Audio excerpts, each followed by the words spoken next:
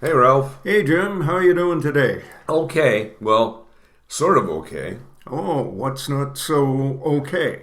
Well, I woke up this morning and looked outside, and I was pretty happy that University of Michigan won the college uh, football championship, and that the Detroit Lions are doing so well.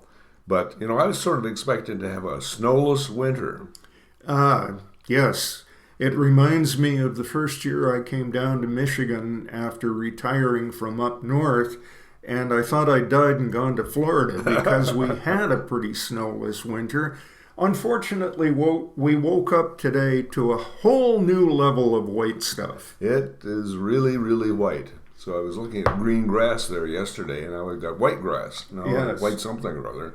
Yes, well, Okay. I'm dreaming of a white Michaelmas maybe, but I think our green Christmas is past and we're now into skiing season. I guess so, right? Which isn't all that bad, getting us out onto our boards, and I guess we're past the downhill stage. Yes, I think But cross country would be cross about country right. would be fun. Yeah. Yes, Okay, so we've got some snow out there. Something to do on the out of doors. right. Yeah, as opposed to the indoors, which we're going to be talking about today. And in fact, in the series ahead of us for the next few days, we're going to be talking about what people do to spend their time to while away the hours while they're staying inside. Yes, while they're staying inside, and one of the things, Jim, it used to be that uh, people who stayed inside tended to watch the three channels that we had on television and the sitcoms and musics and blah blah. Listen to radio, perhaps. Listen to radio. And then we got into the era of movies. Uh-huh. And everybody was either renting movies or they were watching movies on Netflix. And then Yes. we got into the era of YouTube.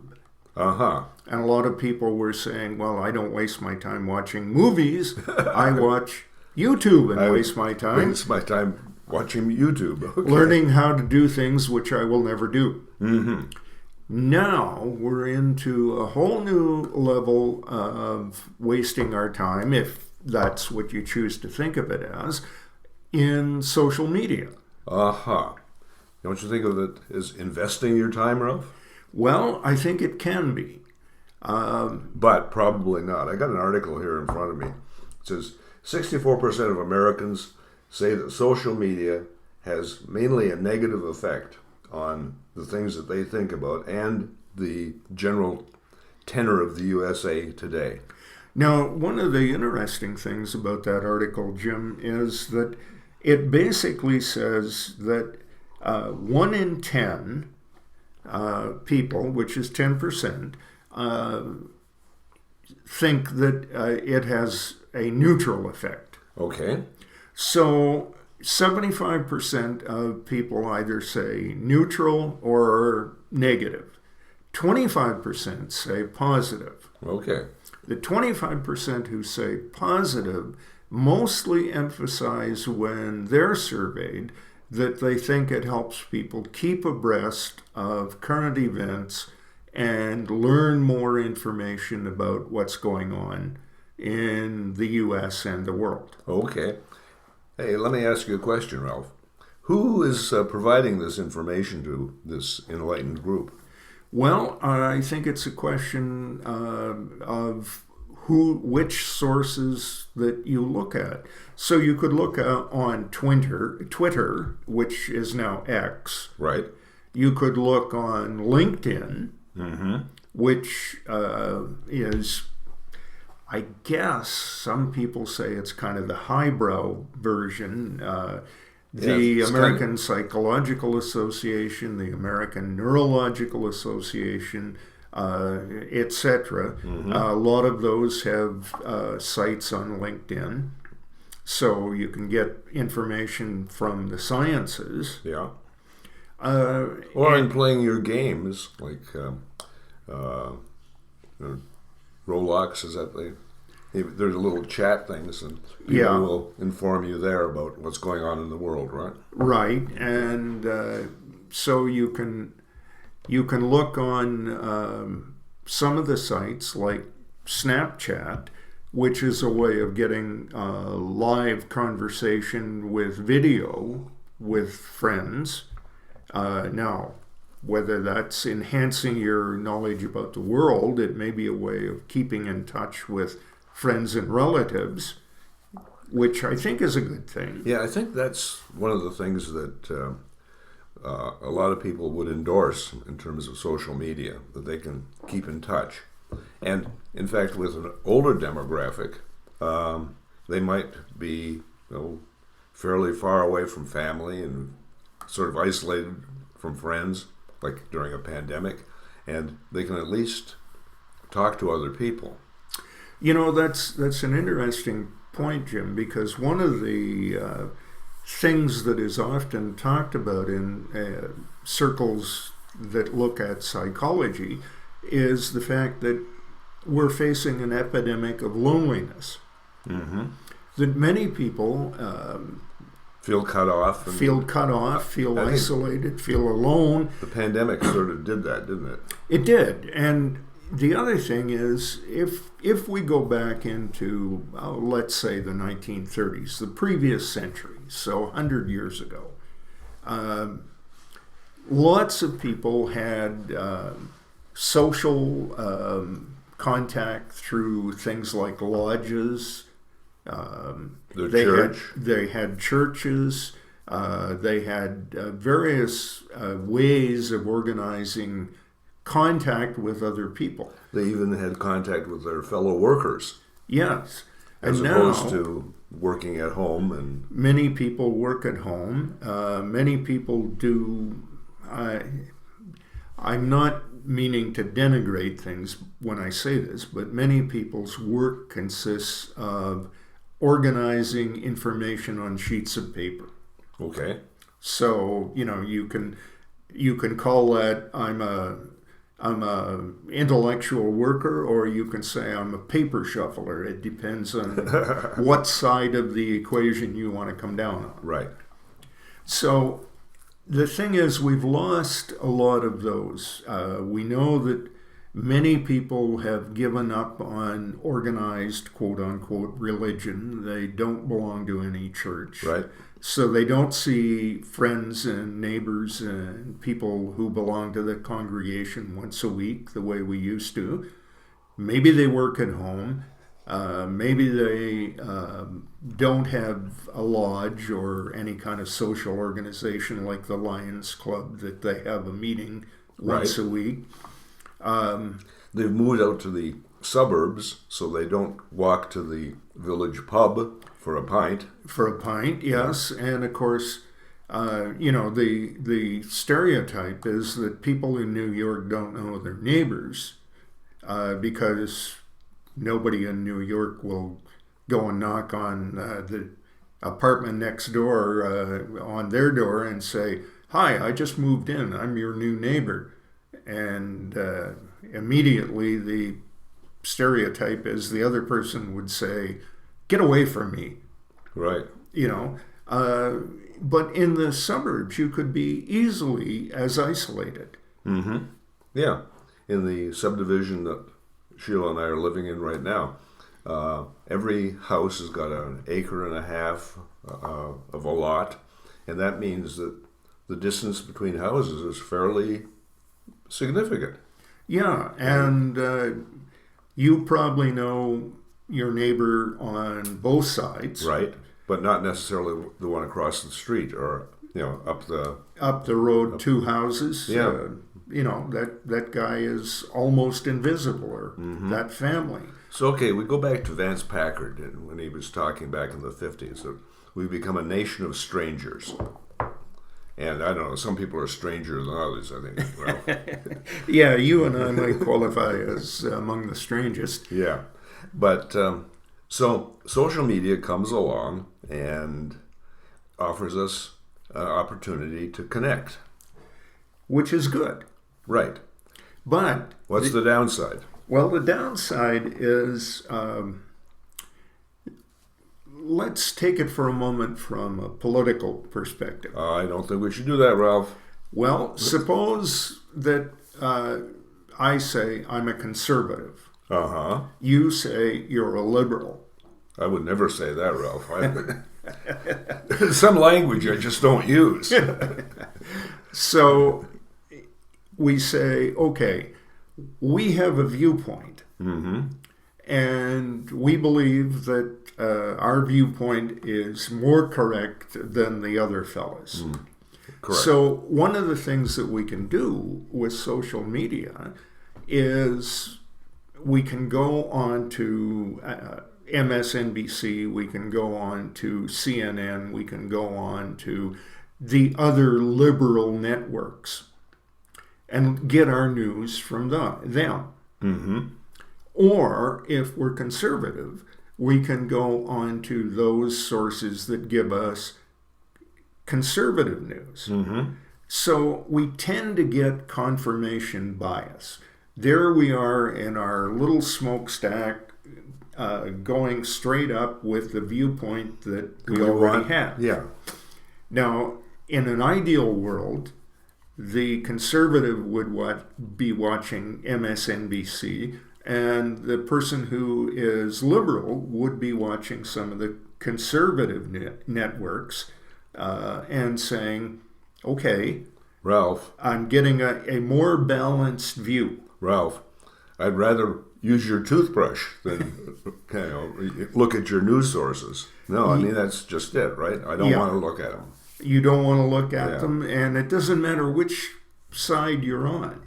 You don't want to look at the other guy's news sources. And that's what we see in our country, this tremendous polarization, I think, right? Right. Okay. And so the people who are in one camp or the other are really entrenched. Mm-hmm. So you say, well, that's the downside of, social media is it's easy to get entrenched in whatever. Okay, yeah. Now, we've got, about a dozen or so social media sites. You mentioned Twitter, X now. X, Snapchat, I'm losing the name of the one that The ghost one, which one was that? That was Snapchat. Oh, okay. The one that is favored by young people Is TikTok. TikTok. Yeah, we'll be doing some work on TikTok later on. And so you say, well, there are all these sites, and I can pick and choose. Well, yeah, but I guess the advice that everybody gives is pick and choose wisely. Okay. Okay. And how do you do that? How do you do that? Well, if you're, quote, an adult, you know more or less how to read a news story and say, this story has a very, very serious bias. Okay. But suppose you're 12 years old and you're on TikTok and a friend of yours says, X politician is corrupt and dirty. Okay. At 12 years old, are you prepared to say to that person, what are your sources? How do you know that? What evidence do you have? What evidence do you have? Right. No, I think most 12-year-olds are not prepared to do that. So they listen to their friends, and they tend to pick friends who are like them, as we all do. Right. So, you say, well, my 12-year-old friends all believe this. So I believe that. It must be true, right? It must be true. Because everybody believes it, because what you know, who you know, is everybody. Okay, yeah, right. So we don't see what would you call it, a healthy skepticism out there, right? Right. Okay. And my take on it is that I look at a news source whatever it is, and I say, what's your evidence for this story? Mm-hmm. And if there's evidence given, I'm more willing to give it credibility than I am to listen to somebody's podcast where they give an opinion like we are doing now. Okay. But our evidence is in some of the surveys, and we'll cite those to you. So we are believing that there's evidence. So, whether you're on Facebook or Snapchat or LinkedIn or whatever. Pinterest is another one. Pinterest. Reddit. Reddit. Those are, and it's kind of interesting.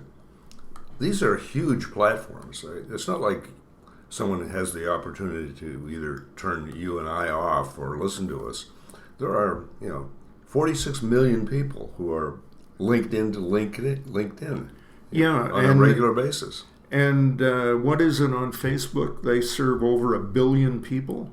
The handout that I have in front of me, but again, it's from the internet, says 3 billion. 3 billion. 3 billion people on Facebook. On Facebook, around the world. Yeah. So if we end up saying, and I think this is a figure that you can research for yourself and find to be true, that at any given time, about 20% of the people are suffering from some kind of psychological malaise. Mm-hmm. Yeah, so we've looked at that before. That's about right. That's about right. So basically, you can say, well, 20%, that's 1 in 5 people. Mm-hmm. So out of the 3 billion, 1 in 5 are going to be posting things that are a little bit deranged. Mm-hmm. So you have to say to yourself, well, I heard this on Facebook. That the sky is falling. Yeah. Or that it's getting hotter in our climate. Climate change. I'm looking at 3 inches of snow out there, and climate change today is not working for me. Yeah. Or the planet's getting colder. Here's an interesting one. Some climatologists claim that we are entering an ice age. And the only thing that's keeping the ice age from freezing all of northern Europe and northern United States is the greenhouse gases that are giving us artificial warmth. So you say to yourself, oh, that's an interesting idea. Is it a theory? Do I believe it? How do I know? And most people, if they see something like that on Facebook, don't say, how do you know? What's your evidence? They either come down on one side or the other, right? Right. Okay. Because, as human beings, we do want certainty, don't we? We do. Yeah.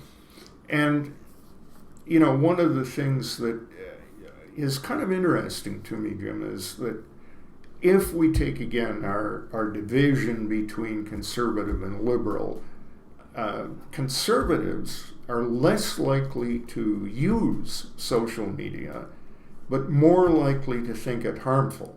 Okay. Is that because of an age difference, do you think? Well, it might be an age difference, or it might be perhaps an inherent belief, a kind of a Luddite thing, that new things tend to be more harmful than good until they get ironed out. Okay. And I don't know that we can say that get ironed out is going to happen anytime soon in social media, because it seems to be in such a state of flux right now. Okay, good point. And I think what we'll do, Ralph, is we'll end for today, and in our next podcast, we're going to take a look at some of the stats behind the research on social media and see what it's doing for people or to people. Then, as I mentioned before, down the road, we've got a critical look, not a look at being critical, but a critical look at a very popular site right now, and that's the site called TikTok. Okay. Okay, Which so many people have lauded for a variety of reasons, and many people have condemned for a variety of reasons, and we can talk about why. okay, so for today, this is Jim And Ralph, saying, keep your stick on the ice, because we're all in this together.